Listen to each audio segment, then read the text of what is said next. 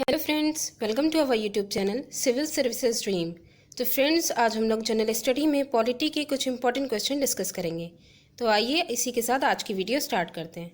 आज का first question है, भारत के गवर्नर जनरल को किस एक्ट के द्वारा अपनी समिति के निर्णय को स्वीकार करने का अधिकार मिला? ऑप्शंस हैं 1773 का रेगुलेटिंग एक्ट, 1784 का पिट्स इंडिया एक्ट, 1786 का अमेंडमेंट एक्ट या फिर 1813 का चार्टर एक्ट।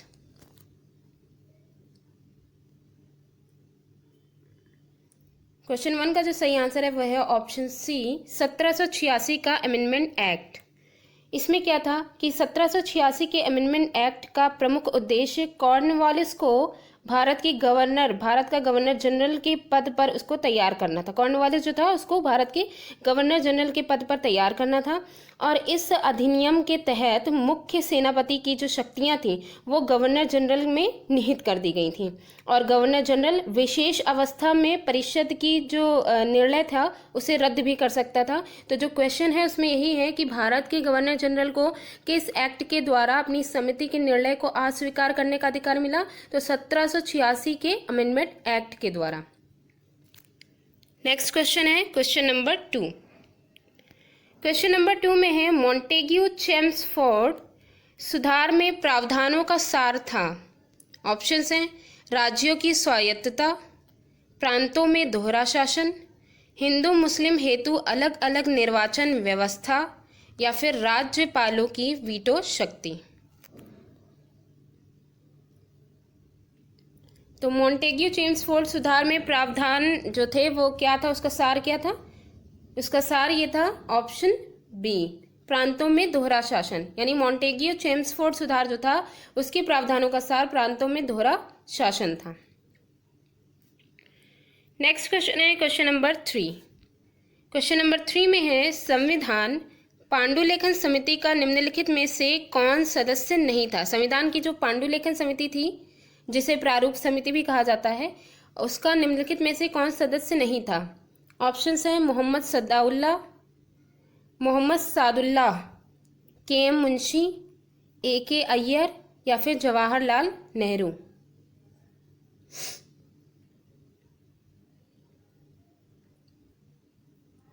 क्वेश्चन 3 का जो सही आंसर है वो है ऑप्शन डी, जवाहरलाल नेहरू।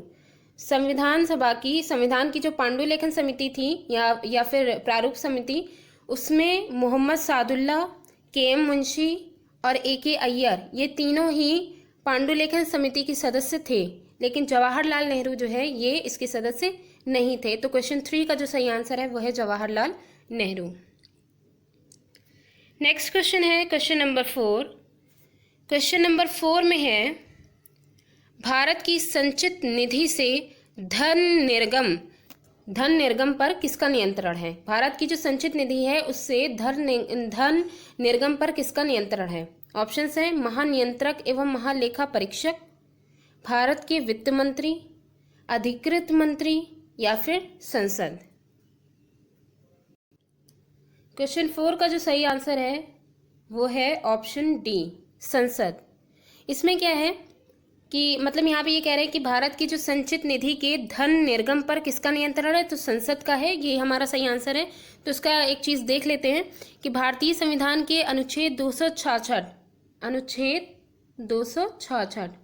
266 के तहत स्थापित ये एक ऐसी निधि थी। ये जो है संचित निधि है, ये 266 के तहत स्थापित एक ऐसी निधि थी जिसमें समस्त एकत्र कर ठीक है, राजस्व या फिर जो ऋण वगैरह लिया जाता था वो जो जमा किए जाते हैं वो सभी इसके अंतर्गत आते थे। और ये भारत की सर्वाधिक बड़ी निधि है जो कि संसद के अधीन रखी गई थी। और कोई भी धन, किसी भी तरीके का धन हो, इसमें बिना संसद की पूर्व स्वीकृति के निकाला या फिर जमा या फिर भारित ये सब नहीं किया जा सकता है। अगर संसद की जो है स्वीकृति नहीं है तो ना तो निकाला जा सकता है, ना ही जमा और ना ही भारित किया जा सकता है। ठीक है, तो ये जो क्वेश्चन 4 था कि भारत की संचित निधि से धन निर्गम पर किसका नियंत्रण है, तो पूर्ण रूप से संसद का है। नेक्स्ट क्वेश्चन है क्वेश्चन नंबर 5। क्वेश्चन 5 में है, किसी व्यक्ति के अवैध विरोध के मामले में न्यायालय द्वारा निम्नलिखित में से क्या जारी किया जाता है? ऑप्शंस हैं बंदी प्रत्यक्षीकरण, परमादेश, उत्प्रेक्षण लेख या फिर को वारंट।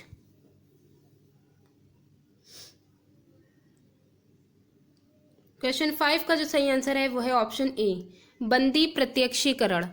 बंदी प्रत्यक्षीकरण जो है वो एक आज्ञा पत्र है जो कि अदालत द्वारा पुलिस या अन्य गिरफ्तार करने वाली जो राजकीय संस्था है उसको ये आदेश जारी करता है कि बंदी को, जो भी अपराधी है, उसको अदालत में पेश किया जाए और उसके विरुद्ध लगे हुए जो भी आरोप हैं उनको अदालत को बताया जाए। ठीक है, तो ये था बंदी प्रत्यक्षीकरण के अंतर्गत। नेक्स्ट क्वेश्चन है क्वेश्चन नंबर 6।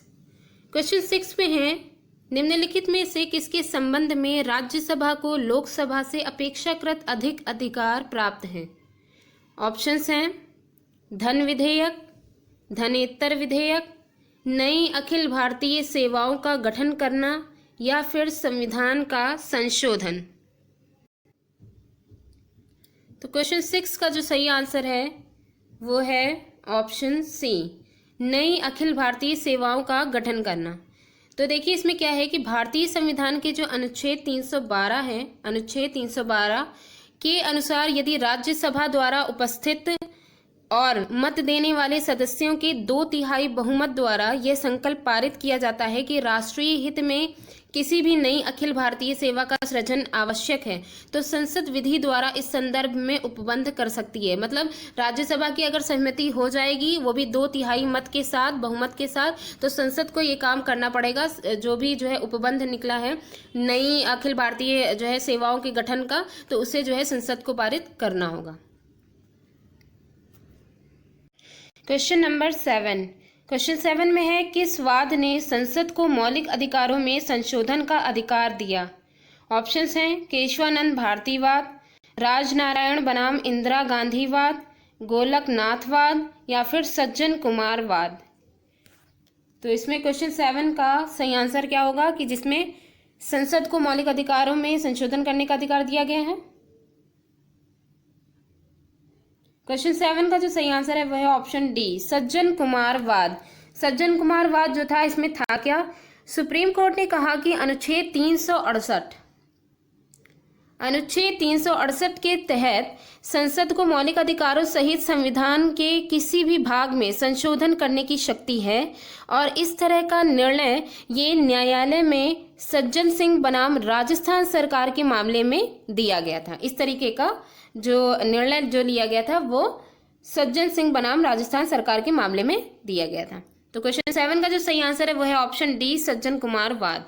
नेक्स्ट क्वेश्चन है क्वेश्चन नंबर 8। क्वेश्चन 8 में है निम्नलिखित में से किसने नीति निर्देशक सिद्धांतों को बैंक की सुविधानुसार देय उत्तर दिनांकित चेक कहा। ऑप्शंस हैं H Kunzru, AK Iyer, HV Kamat या फिर KT शाह। तो किसने किया है। क्वेश्चन 8 का जो सही आंसर है वो है option D, KT Shah. KT Shah ने कहा कि नीति निर्देशक सिद्धांत जो हैं उनको बैंक की सुविधानुसार देय उत्तर दिनांकित चेक, ये जो है स्टेटमेंट इन्होंने जो है नीति के निर्देशक सिद्धांत हैं उनको KT शाह ने कहा था।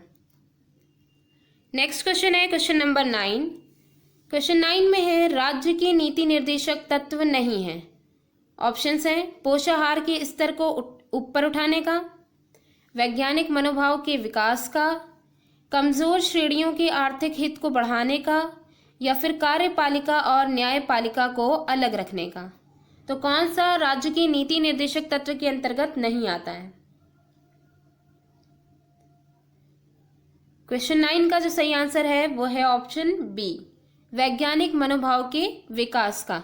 राज्य के नीति निर्देशक तत्व के अंतर्गत पोषाहार के स्तर को ऊपर उठाने का, कमजोर श्रेणियों के आर्थिक हित को बढ़ाने का और कार्यपालिका और न्यायपालिका को अलग रखने का, ये तीनों निर्देश जो है वो राज्य के नीति निर्देशक तत्व के अंतर्गत हैं। सिर्फ वैज्ञानिक मनोभाव के विकास ये नहीं है।